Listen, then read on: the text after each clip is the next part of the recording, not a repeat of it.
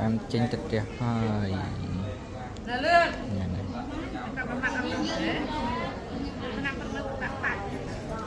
nó còn này người mai mơ một mình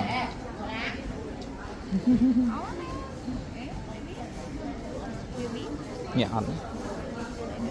nhọn ông này tự đó cô ăn đi lấy ấy mẹ em nhẹ lâu mà mặt bà lâu mà mặt máu toàn ăn mơ vậy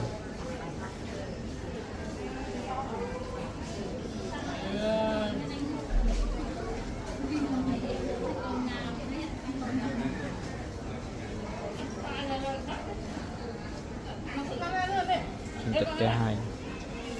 ôn trên thực địa hai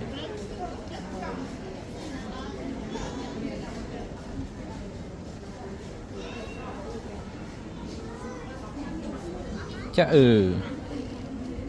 chả nè giờ ngờ trên thực địa hai à bự